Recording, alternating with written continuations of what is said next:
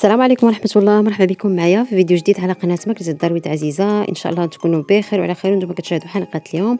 فإن شاء الله غادي نقدم معكم طريقتي في تحضير الشهدة أو خلية النحل اللي كتجي رائعة وبمقادير بسيطة وكتجي بنينة بزاف، خفيفة ومفشفشة كيف كتشوفوا معايا.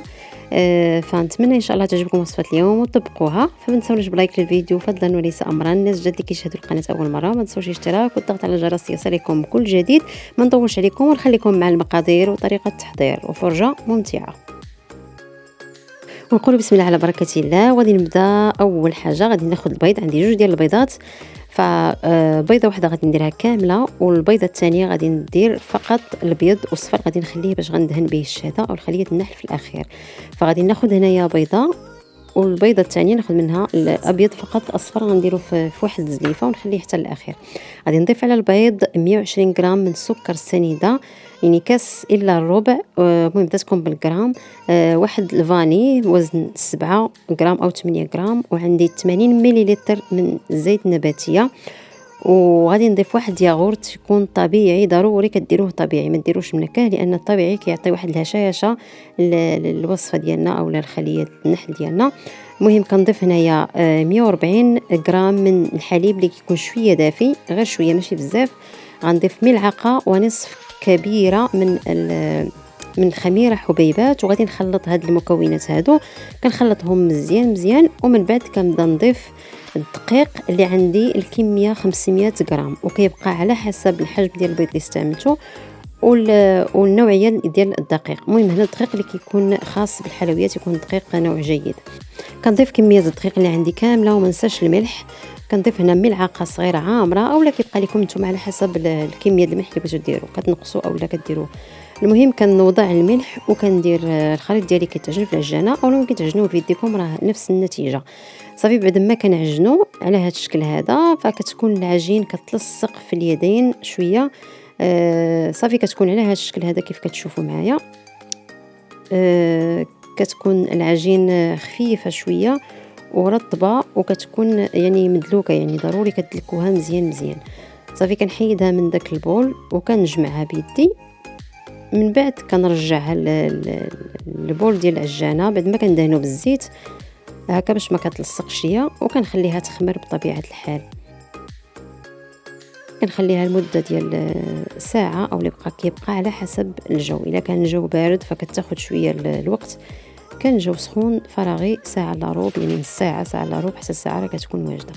صافي كنوضعها في هذا الاناء هذا وكنغطيها بالبابي سولفيغيزي وكنخليها حتى كتخمر مزيان.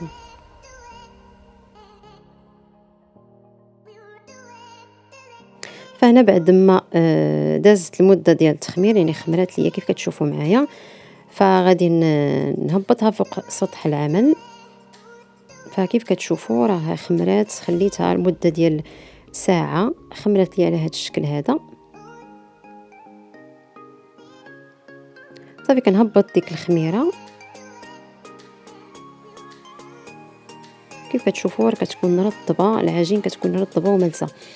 هنايا غادي نشكل من العجين كويرات اللي يكونوا في حجم صغير، يعني تقريبا 30 حتى ل 40 غرام. فانا درتهم في هذا الحجم هذا، يعني حجم صغير.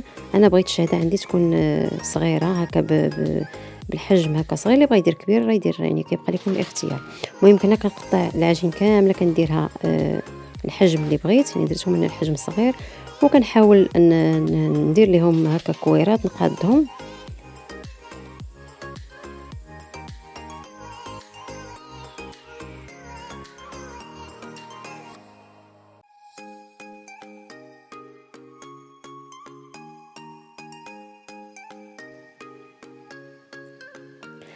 صافي هنا من بعد كناخذ اللاطه اللي غادي نوضع فيها الخليه النحل ديالي. فهنايا فرشت ليها البابي كويسون، وبالنسبه للقطره ديال اللاطه فكيبقى لكم نتوما الاختيار. انا هنا درت ما كيبقى، يعني ماشي ضروري القطر تعرفوه، لان الخليه كتبقى على حسب الحجم اللي بغيتو ديروا نتوما. هنا درتها كبيره، وبالنسبه للقطر ديال هذا المول هذا راه عندي فيه تقريبا 35 او 40 سنتيم. فكيف كتشوفوا انا ما درتش الكويرات يعني خديت الوسط ديال المول، فهكا نتوما كتختاروا المول اللي بغيتو. صافي كيف كتشوفوا معايا كندير هكا كويرات وكنوضع، كنستفدوا هاد الكويرات عندي في اللاطه. كنديرهم هكا دائره في هذا ودائره الوسط حتى كنكمل الكميه ديال الكويرات كيف كتشوفوا هنايا.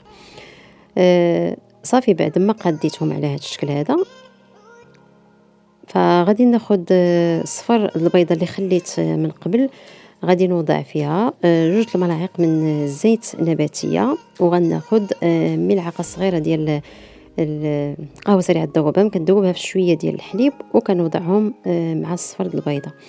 صافي كناخد الشهده عندي وكندهنها هنا قبل الاختمار، يعني كندهنها قبل ما تخمر هكا. يعني ملي كتخمر فاش كدهنوا فيها تقدروا تهبطوا ديك الخميره او هذا، فمن الاحسن كدهنوها قبل ما تخمر. صافي كندهنها كامل الكويرات اللي عندي وكنرش عليهم زنجلان اللي بغيتو. انا هنا درت زنجلان ومن بعد زنجلان درت البافو، فممكن ديروا نتوما حاجه وحده اولا ممكن ديروا زنجلان بياض اللي بغيتو، البافو بوحدو. المهم انا درت زنجلان ودرت البافو. صافي على هذا الشكل هذا وكنخليها تخمر بطبيعه الحال. ضروري هنا بعد ما خمرت ليا كتكون على هذا الشكل هذا، فكنشعل الفران على 180 درجه كيكون سخون مزيان. كندخلها كنشعل عليها غير من التحت غير شويه، يعني ما كتاخذش وقت بزاف، غير تبان لكم بدات كتحمر شويه كتشعلوا عليها الفوق وكتخليوها حتى كتكمل يعني حتى كتحمر وكتاخذ لون ذهبي. فخليكم معايا بعد ما نوضعها في الفرن وطيب ليا ونرجع ان شاء الله معكم.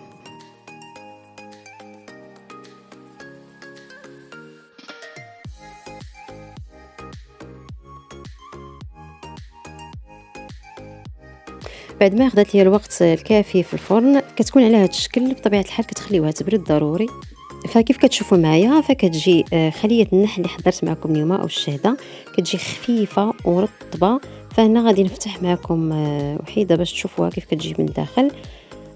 كتجي قطنيه وكتذوب في الفم. فنتمنى ان شاء الله تجربوها طبقوا وصفتي اليوم وتعجبكم وتعجب وليداتكم ان شاء الله تعالى.